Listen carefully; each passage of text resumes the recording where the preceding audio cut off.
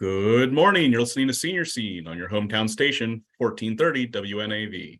I'm Joshua Killian, social media producer with the Anne Arundel County Department of Aging and Disabilities. And today my guest is Jim Krempel, Community Outreach Coordinator for the Anne Arundel County Office of Emergency Management. Welcome back to Senior Scene, Jim. Thank you for inviting me back, Josh. And we are now in another Maryland summer with the extreme heat and humidity that can be almost an everyday occurrence. Who is most affected by the hot weather? Well, although anyone at any time can suffer from heat-related illness, especially if exposed to hot weather for an extended period, some people are at greater risk than others. So you need to check regularly on infants and young children, those people age 65 and older, those with access or functional needs, including mental illness, and those who are chronically ill, especially with heart disease or high blood pressure. And what kinds of heat illness can happen in high temperature? Well, in addition to becoming dehydrated, long exposure to hot weather can cause heat exhaustion or heat stroke, a medical emergency.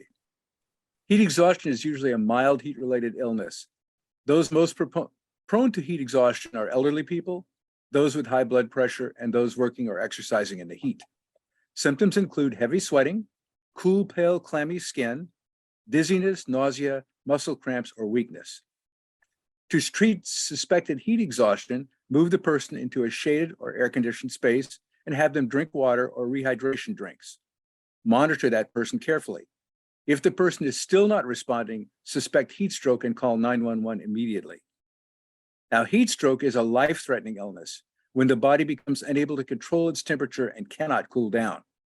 The warning signs of heat stroke include hot and dry skin, no sweating, extremely high body temperature, confusion, a throbbing headache, and then unconsciousness. This is a medical emergency. Call 911 immediately if you suspect heat stroke.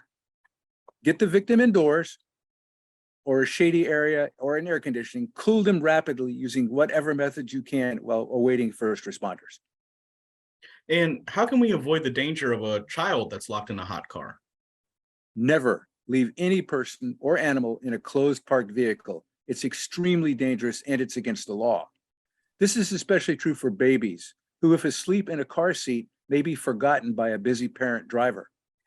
Each year, dozens of children and untold numbers of pets left in parked vehicles die from hypothermia, when the body absorbs more heat than it can handle. That's hyperthermia. Temperatures can reach life-threatening levels within 10 minutes, and leaving the window slightly open does not significantly decrease the heating rate. So double check the back seat before leaving the car. Better yet, leave your purse, your briefcase, or even one of your shoes in the back seat as a reminder to double check and avoid potential tragedy. Remember, look before you lock. And what is a heat wave and how can we cope with them? Well, a heat wave is a period of abnormally hot weather, generally lasting more than 2 days. It may or may not have high humidity. Usually here it does, actually. During extreme heat, all county residents and visitors are encouraged to drink more fluids, regardless of your activity level, and don't wait until you're thirsty to drink. But don't drink liquids that contain alcohol or large amounts of sugar, as they can cause you to lose more bodily fluid more rapidly. Slow down, reduce, eliminate, or reschedule strenuous activities until the cooler time of day. Wear lightweight, light-colored, loose-fitting clothing, and stay indoors if at all possible, and then stay in an air-conditioned place if that's possible. And what if someone doesn't have an air-conditioned home or access to an air-conditioned home? Well, go to a friend or family member's air-conditioned home, or maybe an air-conditioned public place like a shopping mall. Even a few hours spent in air conditioning can help your body stay cooler when you go back into the heat. You can use an electric fan to help move air, but when the room temperature is hotter than 90 degrees, the dry blowing air will actually dehydrate you faster, therefore endangering your health. Or you can take a cool bath or shower to stay cooler. And does the county provide free cooling centers if someone still needs assistance? Yes, if the heat index reaches a certain level, the county or city of Annapolis will open the following public facilities to provide temporary cooling relief: Anne Arundel County Police Department district stations, Anne Arundel County Senior Activity Centers, Anne Arundel County Public Libraries, and in Annapolis City, the Pip Moyer Center at 273 Hilltop Lane. So you can visit www.aacounty.org/cool, COOL, for locations and hours. All facilities are accessible.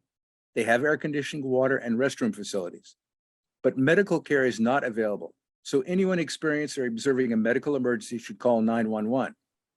Pets are not allowed in any of these county facilities except service animals, and children must be accompanied by an adult at all times. These are not overnight shelters. Anyone who needs sheltering or special accommodations can contact the Crisis Warm Line at 410-768-5522.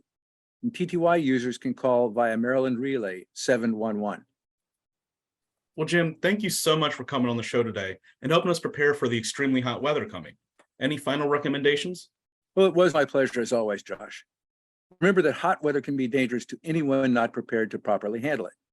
So check on family, friends, and neighbors who do not have air conditioning, especially those who are older, have health issues, or access or functional needs. Also remember to check on your pets frequently to ensure they are well hydrated and not suffering from the heat. If it's too hot for you, it's too hot for your pet.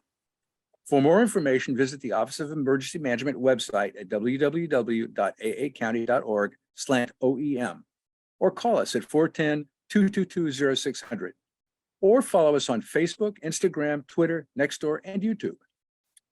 If you have any questions about any of our programs or services, you can always call the Department of Aging Disabilities at 410-222-4257, or you can visit us online. Please remember to follow us on Facebook. And this has been Joshua Killian, social media producer with the Anne Arundel County Department of Aging Disabilities, and you've been listening to Senior Scene on your hometown station, 1430 WNAV.